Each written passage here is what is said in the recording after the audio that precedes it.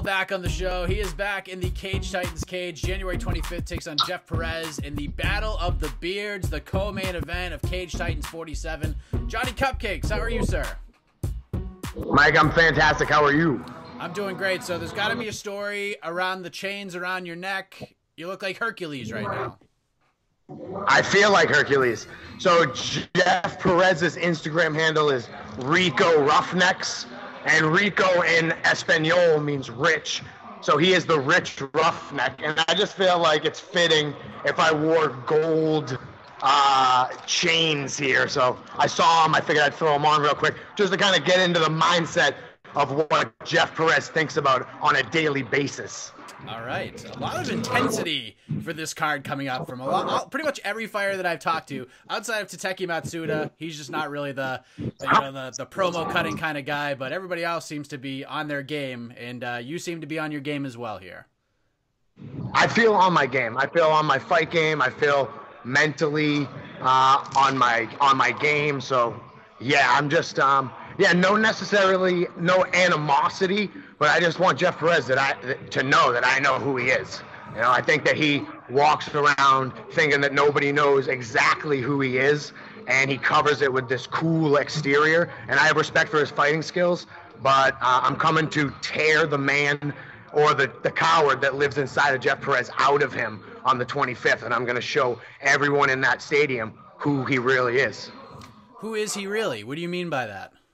I think that Jeff is this roughneck guy, right? He's like this guy who wants to be portrayed as this laid-back, cool, tough guy, but I think he's really just hiding himself deep down with that facade. So I think that he is not nearly as cool as he acts. I think that he's not nearly as rough as he acts. I think that the Rico in his Instagram handle is the real Jeff, the rich boy. And then I think that he has this roughneck man exterior that he's built around himself. And I am as street as they come, you know. I might be white and I might have lived in the suburbs, but as far as like what it means to be a gangster, I get in that cage and I'm trying to kill someone. So I just don't know if he understands exactly what it's going to be like on the 25th when that door closes. And for the first time in his pro career, he's in there with someone who wants to harm him. Physically, mentally, spiritually, I want to harm this man. So what a start to this conversation. We have a lot to discuss. We always have a lot to discuss when we get together for these chats, Johnny. But I'm gonna take the chains off for the rest. But let's. I want to start back in November. Cage Titans 46. You have an instant classic with Bruno Diaz. You finished the fight in the second round. It was the Cage Titans Pro Fight of the Year for 2019. That's a hell of a way to end a pretty chaotic year for you, is it not? Definitely. I mean, I just feel like it really just capped it off beautifully. I'm gonna step outside. Hopefully the lighting's okay. Yeah, just capped it off beautifully, you know, and it just shows what my mentality and mindset really is right now. I mean, you cannot rattle this cage right now. I am just on point. I'm getting better every second. Every moment that I'm alive, I can feel myself getting better at life and at fighting. And Bruno Diaz was just a challenge for me, and I knew I would overcome because I've overcome every other challenge. And Jeff Perez is no different. You know, he's the exact same person with just slightly varied challenges, I guess. Where do you, I mean, you've been around this game for a while. You've got a lot of wins under your belt. Where do you rank that win in your career? Diaz, I mean, it would be hard not to put it at the very top, I must say. I mean, he was the most decorated fighter that I believe I've ever fought, most likely the most experienced as well. And then to, you know, handle what he brought to me that night, the way that I did, you know, zero anxiety. He had me in a very deep guillotine choke, and mentally for one moment I was like, damn it, am I going to have to tap out?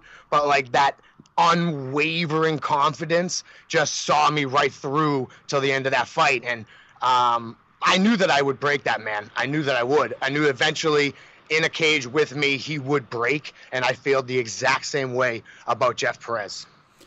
You got another big fight coming up with Jeff Perez in a couple of weeks, but I'd be remiss if I didn't bring up the trip to London and the Cage Warriors thing, because, you know, you make the trip over there with Joe Giannetti. He was scheduled to fight Paddy Pimblett on short notice, which, by the way, when I saw that announcement, I was like, whoa, I was not prepared to see that. But, you know, we all know what happened. Joe wasn't able to make the weight. Fight was scrapped, and then it began this sort of crazy whirlwind and back and forth on social media afterwards. I mean, the whole situation was nuts. I know that from seeing some video, you threw your name in the hat to fight Paddy as well. So I guess, without getting too deep into it and spending 25 minutes on this, because you got a fight coming up, but what was your big takeaway from that experience with Cage Warriors and that crazy week in November? It just felt to me that weekend like we were at a Cage Titans event or something, and I just feel like no matter what the pressure is ratcheted up to, myself, my team, we're there and here to fight, and we'll do our damnedest to do so. Jojo, who was sucking himself down as much as possible to make the weight, myself and Mike Pulver were speaking behind the scenes, and in hindsight, the videos make me look like a maniac, but realistically, my intention entirely was, if they didn't fight Jojo, for me to take the fight. So, I mean, the takeaway is that we are at the top of the world if we want to be, and our team, South Shore Sport Fighting, and myself most definitely included. I believe right now I'm maybe leading the pack, in fact, for the first time in a long time. So I'm taking this fight with Jeff Perez incredibly serious because of where I believe we are as a team and me individually. Fair enough. So let's fast forward to 2 weeks' time. I have to be honest, I was a little surprised that a fight with Jay Perrin and yourself was not put together, because, you know, seeing you guys on social media after your win, I thought for sure that, you know, the rematch was coming. But I talked to Jay yesterday, and he said, he goes, basically, me and Johnny are always going to be tied together. Like, you know, we're always going to have things to say about each other. He also said he's not afraid of you. He said it's more of a timing thing since you guys just fought and, you know, he got the win. He did say, however, if you beat Jeff Perez, you know, something he doesn't believe you'll be able to do. But if you beat Jeff, he's down to do it again. So what are your thoughts on those comments? And from your perspective, why do you feel like that fight wasn't made for this card? I mean, it's kind of hard to say. I think personally that he just can't make weight still. I mean, I was actually approached recently to fight the gentleman that he's fighting, Silva, I believe is his name, and that fight was given to me or expressed to me at 135 pounds. So I find it hard to believe that he's the reason that the fight's not at 140. I think that Perrin can't make weight. I mean, every time he commentates one of my fights or references one of my fights, he keeps mentioning the fact that I've bulked up and that I've got bigger. And indeed, I have. After his fight, which was, over a year ago now, I logged what happened during that fight, and I immediately started making adjustments to my lifestyle and to my game. And I changed who I was, essentially as a fighter in a lot of ways. The transformation wasn't completed until Dan Dubuque and Johnny Lopez decisions came through, and I lost both those decisions. Then it was like, all right, well, now we fixed some things, but not everything. So I feel like now at this point I've fixed or completed, I guess you could say, my game. And I think that Jay Perrin is a little bit psyched out by that. I think that he's sicking his boy on me, so to speak, who I understand does what Jay Perrin does to people. Example, myself and Ken Moy smother them against the cage in the ground, and Jay, I guess, gets that done to him by Jeff. Jeff smothers Jay in the gym. So for sure, this is almost like a litmus test or a test that he's extending to me. Hey, show me that you can beat this type of fighter, and I'll fight you. Well, I mean, not even so much that he'll fight me, because I don't even think it's up to him. It's just that he has nowhere to go. You know, he's coming off of a loss on the Contender Series that was him just trying to do what he does and failing to do so. So I really don't think he feels ready for me. I think when he beat me the first time, it was not a fluke, but like in the moment, he was just like, hey, this game plan is working. We're going to stick to it. And I made some mistakes in that fight as well that resulted in myself losing that fight. And I really don't know if he believes that he could recreate that evening. So I think that's the number one reason he doesn't want to fight me, is that he just simply doesn't believe that he can tackle what he's seeing me do lately. So when he says that if you beat Jeff, he's down to fight you, you don't believe him? I believe that he has to. I believe that he has no other option. You know, as of right now, people are questioning who he is as a person. And if he were to watch me dismantle Jeff Perez, or when he watches me do so, he is going to know for sure I am the only fight. And really, I will be. I mean, beating Jeff Perez, I believe, puts me right at the top of the heap as far as experience, wins. That'd be 4 straight in a row. So I am the guy that he needs to go through at that point to get back to the Contender. And honestly, I'll see, I'll weigh my options, because I believe that I have some other options out there. And if I choose to fight him, then that's the way it'll be. But I think he has no other option after the 25th. So you like this matchup with Jeff in terms of where you want to go? Obviously you have goals for 2020. There's places you want to be. You feel like Jeff's the right next step for you? Perfect. Yep, absolutely. I feel like just what I've been doing to folks, Jeff is just the next perfect challenge. He's in a way, he's on fire. He's 5-1. He has experience. I understand that he's incredibly strong. He's a brown belt in jiu-jitsu.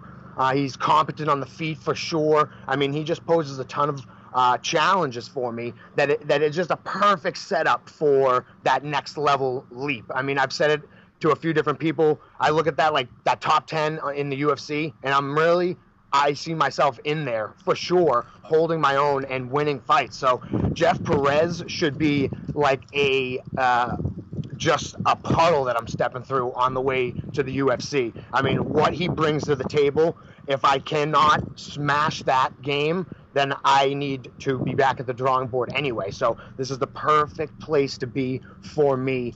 And yeah, I mean, I'll go through word for word what my game plan is going to be. He can know exactly what I'm going to do, and I will still smash his bearded face. Is his beard better than yours? I mean, it's called the Battle of the Beards. Who has the better beard here? It varies. So I guess it more depends on how you're rating the beard, right? I think thickness level, his is thick and like fur-like almost, but mine is more coarse and like warrior-like. Like I just feel like my beard is the one that you grow when you're going into battle, and his is the one like when you're wearing like sunglasses at night kind of thing or whatever. So in your opinion, if like Fighters Only magazine wanted a cover guy, they're putting you on there. But if Dollar Shave Club needs someone for their advertising, they're taking Bingo. Jeff. Is that accurate? Exactly. Bingo. All right. 2019, like we talked about, very interesting year for you. Not just for your fighting career, but things you had to go through. That whole thing with Rhode Island. Getting taken care of in your favor. You go 3-0 with 3 finishes. You won the Pro Fight of the Year for Cage Titans. How do you make 2020 even better? I mean, how does the story get better than that? I think it's letters, right? Letters. So UFC. I think that's the only way that it gets better, really, from there. UFC, more W's and F's, finishes all day long. I need to keep finishing these fights. Jeff is tough, challenging, durable, and the beating that I'm going to have to lay on him in order to make him go away is incredible. And I only need one real good shot to put somebody out, but I'm willing to give him about 1,000 if I have to. So it is all about the letters. W's, finishes, F's, and UFC by the end of 2020. Hopefully halfway through we're signing either a legitimate contract or a Contender Series option. I really think that I'm built for the Contender Series. I think that I would go into that environment, thrive, impress, and I almost would rather do the Contender, really, because I just think that the experience is wild. Almost no one fights under those circumstances that these guys fight at in the Contender, and I think to do so right in front of Dana White and his boys is just a massive opportunity. So I'm looking forward to cashing in on that. I talked to Mitch Raposo yesterday, and he said something super interesting that helped build this card even more. He said that, hey, not only is it like a showcase essentially of all of New England's best fighters, but he goes, but I feel like there's 5 or 6 guys on the card right now that are like UFC ready, and we're kind of all battling with each other, not just in the cage, but like with ourselves to see who that guy is. Do you feel the same way? Yeah, very much so. Very much so. I mean, in the co-main and main event alone, you have like probably close to 100 fights of experience, and then one fellow who's already been to the UFC, a couple of guys who are very close, and or a few, you know, all four of us really. And then yeah, you look down the list, you got Mitch and several other guys in this area that are right there. And that's what Cage Titans has built. You know, Cage Titans has built that. They're the ones putting on these massive shows, you know, cultivating this talent, really allowing us to shine on a what feels like a big stage. So, yeah, this is just Cage Titans 101. They are the ones who are putting this product together, and I think that we're all blessed to be a part of that. Well said. Johnny Campbell taking on Jeff Perez, January 25th, co-main event, Cage Titans 47. What a way to kick off the New England MMA calendar year. I think CES the night before, but what a weekend. Lots of great action in New England. But great chat with you as always, Johnny. Before we let you go, let the folks know where they can find and follow you on the web, social media, shout-outs, anything else you want to get off your chest. The floor is yours. Thank you, Mike. I appreciate you very much. Great interview. This was awesome. Just shout outs to my team, South Shore Sport Fighting, my guys at Rugged RX doing all of my fitness and cardio and whatnot. I got guys down at the UFC gym with guys from Citadel coming over. So all those folks are really helping me out. And then I have a host of sponsors and fans who I love and appreciate so very much. Too many to even begin to go over. So I just want to say thank you so much again for this opportunity to get my face in front of people, even though they're probably sick of seeing it right now. So, but they better get used to it because we're just getting started.